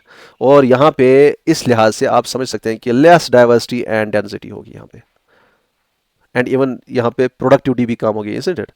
प्रोडक्टिविटी मीन्स चाहे आपकी प्राइमरी हो सेकेंडरी हो, मैंने आपको ऑलरेडी पढ़ा है, तो यहाँ पे प्रोडक्टिविटी भी कम होगी, प्रोडक्टिविटी भी बहुत ही कम होगी। अब यहाँ पे ये आपके यूपीएससी का फेवरेट क्वेश्चन है, कई बार पूछा गया है डिफरेंटली। तो यहाँ पे आपको पूछ सकते हैं कि यहाँ पे जो है प्लांट्स अडेप्टेड होते हैं, क्योंकि ऐसी कंडीशंस है, ड्राइनेस है, ठीक है, आपके हॉट डेजर्ट्स में बहुत ही एक्सट्रीमली हॉट टेम्परेचर है, आपके कोल्ड डेजर्ट्स में बहुत ही कम टेम्परेचर है। तो चाहे आपका प्लांट्स हो या एनिमल्स हो, दोनों को क्या अडेप्टेशन होनी चाहिए इन क्लाइमेट्स के लिए, और ये डिफरेंटली अडेप्टेड होंगी for both deserts, both hot deserts and differently adapted for cold deserts. जो हॉट डेजर्ट्स के वाले होंगे उनको अपनी अडेप्टेशन होगी, कोल्ड डेजर्ट्स वाले होंगे उनकी अपनी अडेप्टेशन होगी। अब जनरल में पानी की किल्लत है तो दोनों जगहों पे मोस्टली क्या होंगे? ज़ीरोफाइट्स। ज़ीरोफाइट्स आर ड्रॉट टॉलरेंट, जो कि लो मॉइस्चर कंटेंट पे भी सर्वाइव कर सकते हैं, लो वाटर अवेलेबिलिटी पे भी सर्वाइव कर सकते हैं। अब इनकी अडेप्टेशंस क्या है ज़ीरोफाइट्स की, ये कई बार यूपीएससी में पूछा गया है, ठीक है, तोड़ मरोड़ के। और यहाँ पे क्या लिख सकते हैं वो, वहाँ पे अडेप्टेशंस देंगे क्या होंगे? एक तो अडेप्टेशन है कि कुछ ऐसे ज़ीरोफाइट्स होते हैं जिनके लीव्स ही नहीं होंगे, जिनके लीव्स बिल्कुल ही एब्सेंट होंगे। कुछ ऐसे होंगे लीव्स होंगे और लेकिन वो बहुत ही नोकील होंगे, वो एक स्पाइन की तरह होंगे, वो फैले पत्ते नहीं होंगे। क्योंकि अडेप्टेशन क्या चाहिए? या तो पानी जो है, एक तो पहले यह है कि पानी लॉस नहीं होना चाहिए, ये तो एक चीज़ होना चाहिए इन अडेप्टेशन में। दूसरा यह है कि जितना भी अवेलेबल पानी है वो सारा पानी फटाफट अवेलेबल हम अपने अंदर लेने की हमें ताकत होनी चाहिए। ये प्लांट में अडेप्टेशन होना चाहिए। तीसरी अडेप्टेशन ये होनी चाहिए कि हाँ, अगर कुछ पानी हम अपने अंदर ले रहे हैं, अभी यूज़ नहीं हो रहा, तो स्टोर कर सकते हैं। तीन ही अडेप्टेशन चाहिए, और ये सारी अडेप्टेशन इंटर्न इसीलिए है। ये जो यहाँ पे मैंने लिखी है, these are the adaptation for preserving the water, क्योंकि वाटर लॉस ट्रांसपिरेशन से होती है। तो यहाँ पे ज़ीरोफाइट्स में कभी कभी आप लीव्स पाएंगे ही नहीं, क्योंकि लीव्स पे स्टोमेटा है, स्टोमेटा के जरिए ट्रांसपिरेशन है। लीव्स होंगे तो छोटे होंगे, स्मॉल लीव्स भी हो सकते हैं, स्मॉल, और कभी ऐसे लीव्स होते हैं स्पाइन लाइक लीव्स हो सकते हैं। और लीव्स के ऊपर अक्सर क्या होगा, ये अगर लीफ है इसके ऊपर अक्सर क्या होगा, थिक वैक्सी कवरिंग, जो कि ट्रांसपायरेशन रोक देती है। दैट मीन्स कि जो इसके स्टोमेटा होते हैं वो कवर्ड होते हैं, कवर्ड स्टोमेटा होते हैं, रिड्यूस्ड नंबर ऑफ स्टोमेटा होते हैं। स्टोमेटा जो होते हैं वो कम नंबर में होते हैं, क्योंकि स्टोमेटा के जरिए ही ट्रांसपायरेशन होती है। अच्छा, कहीं कहीं भी आपको अगर लीव्स चाहिए, क्लोरोफिल उन पे होता है, तभी वो फोटोसिंथेसिस करते हैं। तो कभी कभी ऐसा होता है कि फोटोसिंथेटाइजिंग स्टेम्स अवेलेबल होते हैं, फाइलोक्लैड्स होते हैं, तो जिनमें क्लोरोफिल अवेलेबल होता है, तो उनको लीव्स की ज़रूरत नहीं है। तो ये सारी चीज़ें होती हैं। इसके अलावा आपके वहाँ पे हाँ, जो सीड्स हैं, सीड्स जो हैं वो थिक एंड टफ होंगे ताकि वाटर लॉस ना हो जाए। And some plants are ephemerals. पहले ये मैं बताऊं कि ये जो ज़ीरोफाइटिक प्लांट्स होते हैं या जनरल इनमें डेजर्ट में जो प्लांट्स होते हैं, इनमें इवन आपको थोड़े से बड़े ट्रीज भी मिलेंगे जहाँ पे ओएसिस होंगे, स्पेशली डेट पाम्स वगैरह, और कहीं पे आपके जो अकेशिया वो भी मिलेंगे, लेकिन वो शॉर्ट होते हैं, शॉर्ट स्ट्रेचर होते हैं। अब लॉन्ग एंड एक्सटेंसिव रूट्स अक्सर इनमें पाए जाते हैं, क्योंकि पानी तो ऊपर अवेलेबल नहीं है, सैंडी सॉइल है तो डीप रूट्स चाहिए इनको, एक्सटेंसिव रूट्स चाहिए। एंड सकुलेंस, सकुलेंट वेजिटेशन होती है। सकुलेंट मीन्स कि इनमें एबिलिटी होती है कि ये वाटर को स्टोर करते हैं in the stems in the form of milk, जिसे मिल्क भी कहते हैं कभी, तो ये अपने अंदर वाटर को स्टोर कर देते हैं। हाँ, अब ये जो है लॉन्ग एंड एक्सटेंसिव सिस्टम, अगर किसी को रूट्स हैं, ये एक प्लांट है, इसको बहुत ही लंबे रूट्स हैं, आपको ऊपर से इतना छोटा प्लांट दिखेगा लेकिन नीचे से इतने लंबे रूट्स हैं। ये जो है, ये प्लांट जो है, these are perennials. Perennials, perennials means कि ये एक सीजन से दूसरे सीजन तक जिंदा रहते हैं। अगर ऊपर से खत्म होता है लेकिन रूट्स वहीं रहते हैं और इनको टेंशन नहीं है, पानी अवेलेबल हो गया थोड़ा सा तो ये दोबारा ग्रो हो जाते हैं, specially in the rainy season, थोड़ा सा अगर रेन वहाँ पे गिरता है कभी। अब लेकिन ये हर जगह पे हर किसी प्लांट के लिए पॉसिबल नहीं है, इसलिए कुछ प्लांट्स ने एक अलग ही स्ट्रेटजी अपनाई है। वो क्या है? वो इफिमरल्स हैं, वो पेरिनियल्स नहीं है। वो क्या करते हैं? वो पेरिनेट नहीं करते, वो एक सीजन से दूसरे सीजन तक जिंदा नहीं रहते हैं। वो सीड की, यहाँ पे एक प्लांट है, यहाँ पे एक प्लांट है, जब ये रेनफॉल है तो ये प्लांट्स बहुत ज़्यादा ग्रो करते हैं। रेनफॉल खत्म हो गया, आपने सीड से सपोज डाल दिया, वो ऐसे ही रहते हैं, रेजिस्टेंट रहते हैं। फिर दोबारा रेनफॉल आया, तब तक बहुत ही टाइम है, तब तक ये कोई प्लांट मिलेगा नहीं, लेकिन दोबारा रेनफॉल आया, दोबारा ग्रो हो गए। तो ये short season, short rainy season के लिए ग्रो करते हैं। रेनी सीजन के लिए जर्मिनेट होके वो सीड्स को ग्रो करते हैं, रिप्रोड्यूसन जर्मिनेट।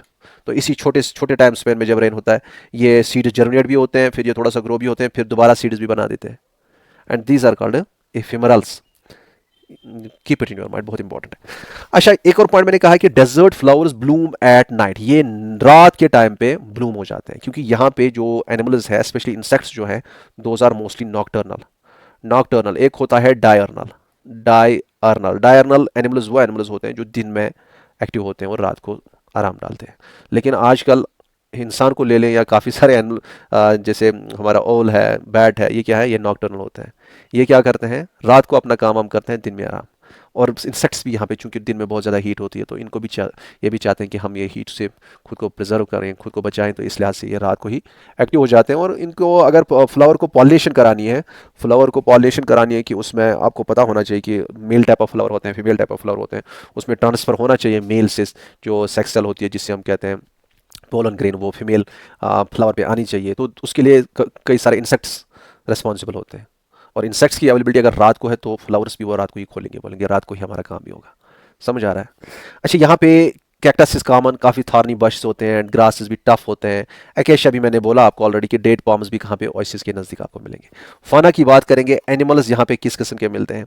जिस तरह से प्लांट्स की अडाप्टेशन थी, एनिमल्स भी अडाप्टेड होंगे for the aridity, for the absence of water, for the less moisture.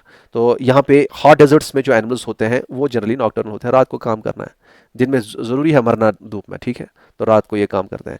और दिन में चलने वाले अक्सर जो होते हैं उनमें लॉन्ग लेग्स होते हैं, ताकि वो जो ये सैंड है वो हीट ज़्यादा रिलीज़ करती है, तो उससे वो क्या होता है, थोड़ा सा उनकी हाइट ऊपर रहती है, वो बॉडी ज़्यादा हीट अप नहीं हो जाती है, ठीक है। और लेस वाटर पे सर्वाइव करने वाले भी एनिमल्स पाए जाते हैं, जैसे कई सारी लिज़ार्ड्स होती हैं जिनको पानी की ज़रूरत ही नहीं होती है, ठीक है। और हमारा जो ऊँट है, शिप ऑफ द डेजर्ट जिसे कहते हैं, वो एक बार पानी पी लिया फिर कई दिनों तक चलता रहता है वो पानी, ठीक है। एंड यही वाटर प्रिजर्व करने के लिए वहाँ पे जो एनिमल्स होते हैं वो कंसनट्रेटेड यूरिन प्रोड्यूस करते हैं। हमारा जो यूरिन होता है इसमें यूरिया होता है, क्या होता है? यूरिया होता है। जो मैमल्स हैं, स्पेशली कई सारे ऐसे एनिमल्स हैं, जैसे आपके रेप्टाइल्स हैं, वहाँ पे यूरिक एसिड होता है, बर्ड्स हैं, यूरिक एसिड होता है। तो ये एक्सक्रीटरी मटेरियल जो होता है ये टॉक्सिक होता है, और इसको एक्सीड करने के लिए पानी चाहिए। अब इन्होंने, अल्लाह ताला ने इनको एक ये निज़ाम दिया है कि ये जो भी एक्सक्रीटरी मटेरियल है इसको ज़्यादा पानी साथ नहीं देते हैं बाहर निकालने के लिए। तो बाहर निकालने के लिए इसके साथ थोड़ा सा पानी बहुत ही कंसनट्रेटेड फॉर्म में इसको निकाल देते हैं, ठीक है, ये आप याद रखेंगे। अच्छा, कुछ एनिमल्स जो हॉट डेजर्ट्स में पाए जाते हैं, चिनकारा है, ब्लैक बक है, डेजर्ट फॉक्स है, वाइल्ड एस है। और ये अगर आप याद रखना चाहिए कि जहाँ पे जो आपकी ये कौन सी सेंचुरी है, नॉर्थ सेंचुरी है, जो रीजन है आपके गुजरात वाले रीजन में, जहाँ पे रन ऑफ कच्छ रीजन में आपका जो है wild asses, Asiatic wild asses find किए जाते हैं, जो कि कहीं और जगहों पे नहीं मिलते हैं। एंड इसी तरह से कोल्ड डेजर्ट्स में जो एनिमल्स होते हैं उनकी भी अडाप्टेशन होती है for intense drop of the temperature during the winter. तो इनके लिए ऊपर का फार अच्छा होना चाहिए, हेयर बड़े लंबे होने चाहिए, फैट होना चाहिए बॉडी पे। याक्स आपने देखे होंगे, वो जंगली बैल जो होते हैं, गोट्स होते हैं। और कई सारे एंडेंजर्ड स्पीशीज हमें इन कोल्ड डेजर्ट्स में मिलते हैं, जैसे आपका एशियाटिक इबेक्स, ये भी एक किस्म की गोट ही होती है, जंगली गोट होती है, ठीक है। Snow leopard, brown bear, Tibetan wild ass, Tibetan gazelle, ये जो है ये कुछ एनिमल्स हैं जो कि एंडेंजर्ड हैं। एंडेंजर्ड क्या होता है, एक्सटिंक्ट क्या होता है, नियर थ्रेटन, थ्रेटन, ये सारी चीज़ें अभी आप जहन में नहीं लाएंगे, मैं ये जल्दी इंशाल्लाह क्लियर करूंगा, आपको सब कुछ क्लियर होगा इंशाल्लाह। डेजर्ट्स एंड जैसा कि आप सबको पता है कि डेजर्ट टाइप ऑफ क्लाइमेट जो है वो बहुत ही हार्श होता है, बहुत ही एक्सट्रीम टाइप का क्लाइमेट होता है। और डेजर्ट्स में सॉइल्स भी पुअर होती हैं, सैंडी होती हैं, जिनमें ह्यूमस कंटेंट ही नहीं रहता है, तो इस लिहाज से वहाँ पे प्लांट्स या हम कह सकते हैं वेजिटेशन बहुत ही कम होती है, और वेजिटेशन कम होने की वजह से एनिमल्स भी कम होंगे, एंड अल्टीमेटली ह्यूमन बींग्स जिनको प्लांट्स एंड एनिमल्स की ज़रूरत है टू फुलफिल देयर नीड्स, वो भी बहुत ही कम होंगे। तो ओवरऑल आप कह सकते हैं कि डेजर्ट्स में ह्यूमन पॉपुलेशन कम होगी, this is obvious reason. And second thing I can say कि वहाँ पे चूंकि ह्यूमन बीइंग एक खुद भी एक लिविंग ऑर्गेनिज्म है जिसकी फीलिंग्स हैं, तो उसको भी एक अच्छा क्लाइमेट चाहिए रहने के लिए, तो वहाँ पे वो हार्श क्लाइमेट एक ह्यूमन बीइंग के लिए भी ठीक नहीं है। दो आपको पता है कि आजकल जो टेक्नोलॉजी है, आजकल हम बहुत ज़्यादा गर्मी बाहर होगी तो लेकिन अंदर हमारे रूम में सर्दी होगी, बड़ा अच्छा अच्छी कंडीशंस होंगी, बड़े अच्छी कंडीशंस होंगी, तो that is different. But overall we can say desert में population of human beings is less because directly the climate is not favourable and the climate and soils are not favourable for living organisms, other living organisms on which human beings are dependent. So overall the population of human is less, ये तो एक point है। लेकिन वहाँ पे एक चीज़ और ये है कि कहीं कहीं पे आप डेजर्ट्स में भी सेटलमेंट्स देखेंगे, बड़े बड़े सेटलमेंट्स, लेकिन वो कहाँ पे होते हैं जहाँ पे बड़े बड़े रिवर्स होते हैं, और वाटर की अवेलेबिलिटी एक मेन रीज़न है ट्रॉपिकल एंड टेम्परेट डेजर्ट्स में, स्पेशली ट्रॉपिकल रीजन में जो डेजर्ट्स हैं वहाँ पे ह्यूमन बींग्स का ना होना, एंड बिकॉज वेजिटेशन के लिए या एनिमल्स के लिए वो चाहिए, और then only human beings can be there. तो वाटर अवेलेबिलिटी जहाँ जहाँ डेजर्ट्स में होगी, जहाँ बड़े बड़े रिवर्स होंगे, वहाँ पे अच्छे तरीके से वहाँ पे आपको ह्यूमन बींग्स मिल सकते हैं, सेटल्ड लाइफ हो सकती है। जैसे आप इजिप्ट की तरफ जाएंगे, Egypt is a desert, that's a desert, लेकिन वहाँ पे नाइल का होना that's a lifeline of Egypt, you know that. And इसी तरह से इराक में टाइग्रस यूफ्रेट्स रिवर्स, तो वो जो है वो वहाँ की लाइफ लाइन बनते हैं वहाँ पे सेटलमेंट्स के लिए। तो बाकी ओवरऑल अगर हम देखेंगे तो यहाँ पे मोस्टली जो पहले से आए हैं यहाँ पे ट्राइब्स होते थे जो कि नोमैडिक होते थे मोस्टली। यहाँ पे लिखा है मैंने पहला पॉइंट कि यहाँ पे ट्राइब्स जो होते हैं they can be of nomadic type, ठीक है। नोमैडिक टाइप होंगे कि वो एक जगह से दूसरी जगह पे जाएंगे, वो सेटल नहीं होंगे, ठीक है। अपने जो केमल वगैरह हैं, जो भी वहाँ पे उनके डोमेस्टिक कैटल वगैरह होंगे या केमल स्पेशली होते हैं वहाँ पे, तो वो उनके साथ ही डिफरेंट रीजन्स में मूव करते रहते हैं, एक जगह पे नहीं रहते हैं, ठीक है। ये इसमें नोमैडिक हर्ड्समैन जो होते हैं, इनमें कुछ पॉइंट्स आप फैक्चुअल याद रखेंगे मेहरबानी करके। सहारा में आते हैं टॉरगस, आपके अरबिया डेजर्ट में आते हैं बिडवाइन अरब्स, आपके गोबी डेजर्ट जो कि आपके एशियन रीजन में आता है, ठीक है, ईस्ट एशिया में, उसमें आपका गोबी मंगोल्स होते हैं, ये आप वहाँ के ट्राइब्स होते हैं, ये याद रखेंगे। Next they can ask you to match down जो यहाँ पे लिखे। इसी तरह से नेक्स्ट है that is primitive hunter gatherers भी होते हैं, ये भी कहीं कहीं पे इस किस्म के ट्राइब्स होते हैं जो प्रिमिटिव हंटिंग एंड गैदरिंग पे, ठीक है। तो इसमें आते हैं बशमैन जो कि Kalahari desert in Africa, Australia में आपके बैंडीबू ट्राइब होते हैं। एंड जैसा मैंने ऑलरेडी कहा कि इजिप्ट है, इराक है, वहाँ पे आपकी सेटल्ड पॉपुलेशन होगी। एंड ऑल्सो जो ओएसिस होते हैं, यानी छोटे ओएसिस, छोटा ओएसिस आप बुक्स पे देखते हैं, वो बस ये बड़े बड़े ओएसिस भी होते हैं कई सारे एरियाज में डेजर्ट्स में। जैसे कि आप अगर याद रखना चाहिए, I think you should remember कि सबसे बड़ा ओएसिस जो है दुनिया में, जो कि मोरक्को में है, 5000 स्क्वायर माइल्स पे है, और उसका नाम है टफीलेट,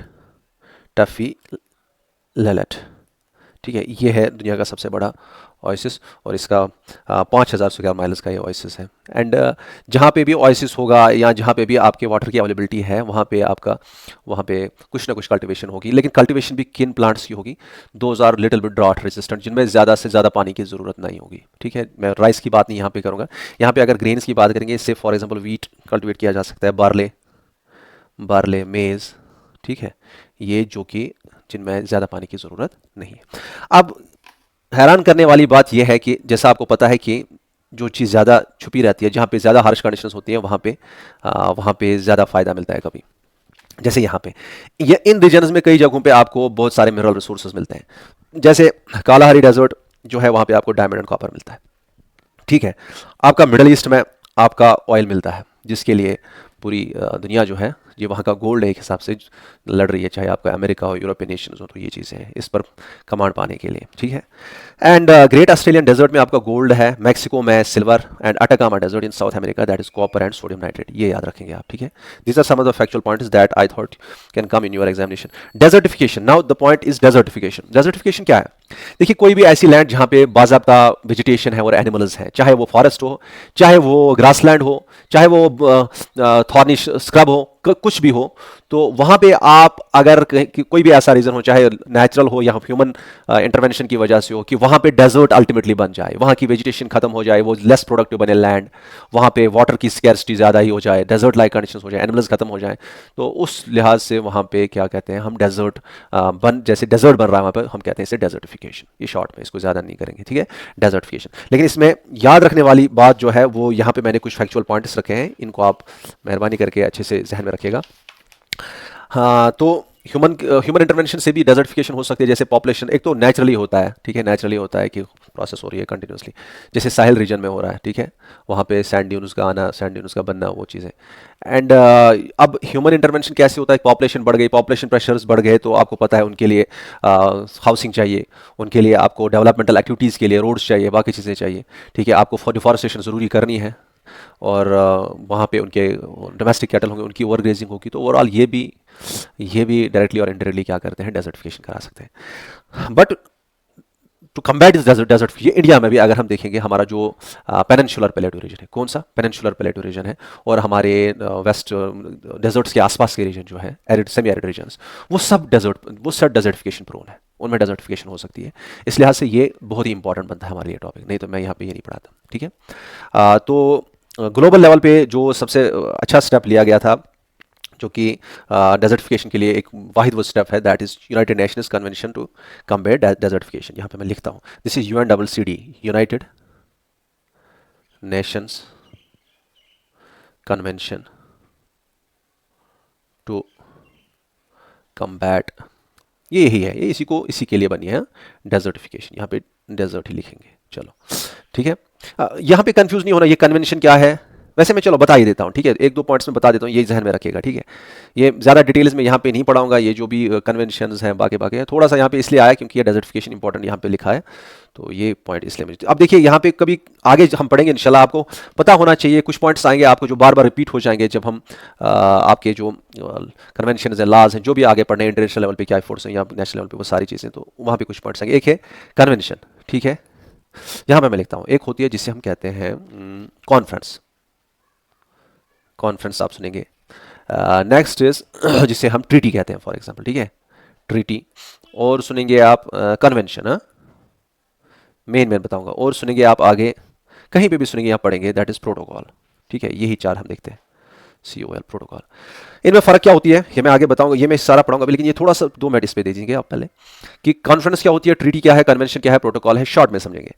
देखिए कॉन्फ्रेंस क्या होती है, कहीं पे बहुत ही बड़ी लार्ज गैदरिंग होती है, चाहे उसमें नेशंस हो, ऑर्गेनाइजेशंस हो, वो एक साथ मिलेंगे कहीं पे और आपस में इंफॉर्मेशन एक्सचेंज करेंगे। कुछ नई ऑर्गेनाइजेशन नहीं बनाएंगे, कुछ रूल्स एंड लॉज सेट नहीं करेंगे, कोई रिटन डॉक्यूमेंट नहीं बनाएंगे, just a gathering to disseminate the information, to share the information regarding anything, this is what is called conference. तो ये ज्यादा मतलब की नहीं है उस हिसाब से। उसके बाद नेक्स्ट जो है यहां पे लिखा मैंने, that is a treaty. Treaty क्या होती है, 2 नेशंस या 2 से ज्यादा नेशंस और ग्रेटर देन इट, नेशंस भी हो सकते हैं, this can be some organisations, कुछ भी हो सकता है, नेशंस मोस्टली होते हैं। तो ये जो ये ट्रीटी क्या होती है, ये एक मुआहिदा होता है। अगर 2 नेशंस हैं तो बायलेटरल, 2 से ज्यादा है तो मल्टीलेटरल नेशंस है। एक मुआहिदा होता है, उनके दरमियान किसी भी मुद्दे पे वो बात बैठते हैं और वहां पे वो कुछ गोल्स अटेन करने के लिए अपने सामने duties and rights, responsibilities and rights को सेट करते हैं कि तुम्हारा ये राइट है और तुम्हें ये चीजें ड्यूटी करनी है। यहां पे ये मैं यहां पे ज्यादा एक्सप्लेन नहीं करूंगा, बस इतना समझेंगे शॉर्ट में, ठीक है। सामने कोई मुद्दा होता है, उसके गोल्स अटेन करने होते हैं, उसके लिए वो दोनों या 2 से ज्यादा आपस में क्या करते हैं, एक मुआहिदा तय करते हैं जिसमें वो गोल्स को अटेन करने के लिए अपनी रेस्पॉन्सिबिलिटीज एंड राइट्स को सेट करते हैं। और कोई भी ये एक रिटन डॉक्यूमेंट होता है, रिटन, और उस पर उनको अमल करना पड़ता है। This is a treaty. And convention क्या होती है, कन्वेंशन भी एक ट्रीटी की तरह। देखिए मेन जो भी आप इंटरनेशनल लॉ में पढ़ेंगे ना, वो मोस्टली क्या होते हैं, ट्रीटी के फॉर्म्स होते हैं। चाहे आपका प्रोटोकॉल है, कन्वेंशन हो, अकॉर्ड हो, बहुत सारे होते हैं, ये एग्रीमेंट हो, बहुत सारे होते हैं। तो ये जो है ये ट्रीटी के ही फॉर्म्स होते हैं।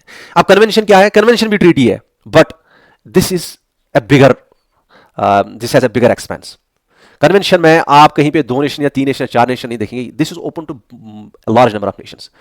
जब आप कन्वेंशन सुनेंगे वहां पे बहुत सारे नेशंस उसमें पार्टिसिपेट हुए होंगे और वो लार्ज स्केल पे होता है। यू कैन शॉर्ट में अगर याद रखना चाहते हैं इस वक्त, लार्ज स्केल पे अगर हम ट्रीटी को लेंगे, लार्जर एक्सटेंट में कोई ट्रीटी है जिसमें बहुत ज्यादा पार्टिसिपेशन है नेशंस की, that is what is known as convention.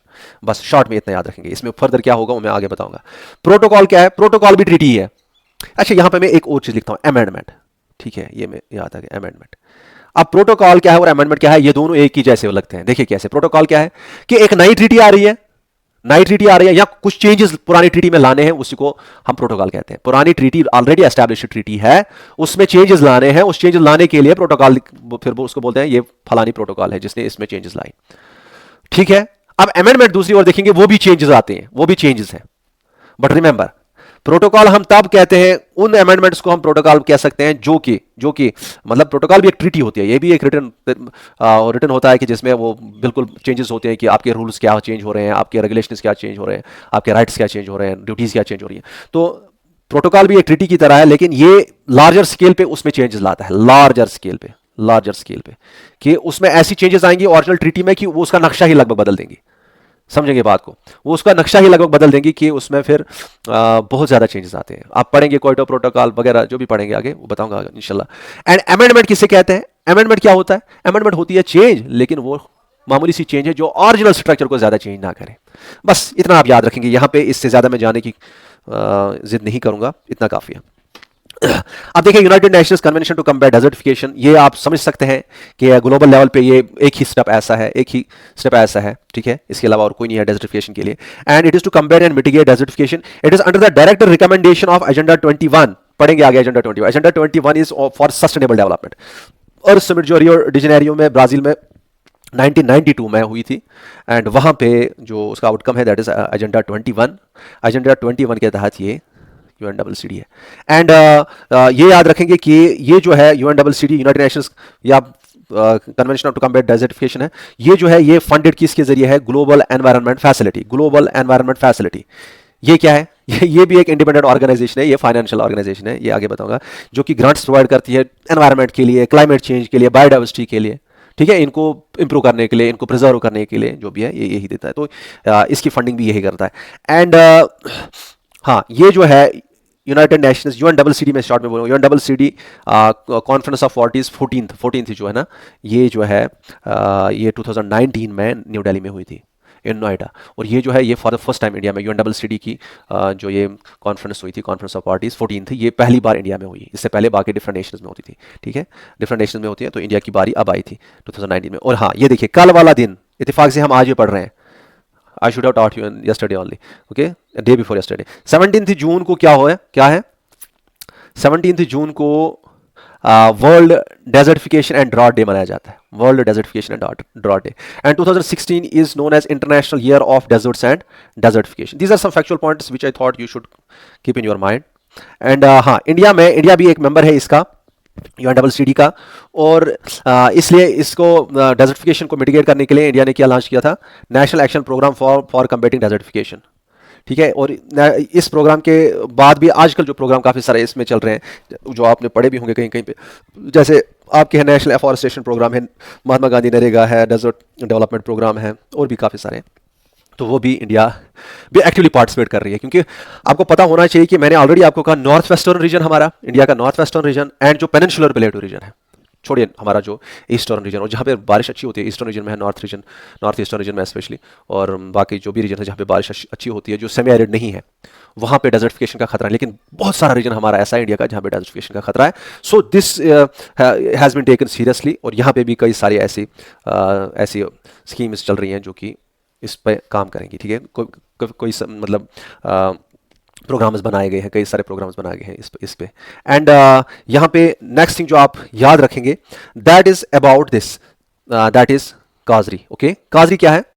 काजरी जो है ये एक one of the biggest research institute of ICAR। पहले काजरी का फुल फॉर्म आप यहाँ पे मैं लिखता हूँ, मुझे लगता है, this is central arid zone research institute. Central arid zone research institute. Central arid zone research institute, ये आपका राजस्थान में है, जोधपुर में, ठीक है, यहाँ पे लिखता हूँ मैं, जोधपुर राजस्थान, ये उसी रीजन में होगा ना जहाँ पे ये ड्राइनेस काफ़ी सारी, जोधपुर राजस्थान में है। और यहाँ पे ये जो है ये one of the biggest research institute है ICAR का, you might be knowing, Indian council of agricultural research, ठीक है। और ये याद रखने की वाली बात है कि it comes under the ministry of agriculture, this ICAR under ministry of agriculture, उसी की एक ये रिसर्च इंस्टीट्यूट है, सबसे one of the biggest research institute, that is central arid zone research institute, जो कि जोधपुर राजस्थान में पाया जाता है। और इसका काम क्या है, काम ज़्यादा डिटेल में नहीं बताएंगे, लेकिन थोड़ा सा आपको पता होना चाहिए, ये ही है। तो डेजर्टिफिकेशन के रिलेटेड जो भी चीज़ें हैं, डिग्रेडेशन ऑफ लैंड के रिलेटेड, वाटर डेप्लीशन के रिलेटेड, ये जो है वो इसका काम होगा। तो जैसे आपका इनमें आएगा कि सस्टेनेबल फार्मिंग कैसे होती है, सस्टेनेबल फार्मिंग के लिए रिसर्च होगी, सस्टेनेबल फार्मिंग, ठीक है। एंड इसी तरह से जो भी वेस्ट लैंड है उनको कैसे रिक्लेम किया जाएगा, wasteland reclamation, wasteland reclamation, ठीक है। एंड इसी तरह से हाँ, इसके अलावा भी पेस्ट मैनेजमेंट, पेस्ट किस तरह से मैनेज किए जाएंगे जो कि क्रॉप्स को खराब करते हैं, मैनेजमेंट, ठीक है। एंड लेटस, ये जो काजरी है फर्दर ये क्या करता है, हाँ, एरिड हॉर्टिकल्चर, हॉट जो एरिड जोन्स हैं वहाँ पे हॉर्टिकल्चर का कैसे रिसर्च उस पर भी होती है, रेन वाटर कैसे हार्वेस्ट किया जाएगा, तो ये सारी चीज़ें इसका काम है काजरी का। Now another thing that is this AFRI, AFRI it is arid forest research institute, यहाँ पे मैं लिखता हूँ एरिड फॉरेस्ट रिसर्च इंस्टीट्यूट, ठीक है।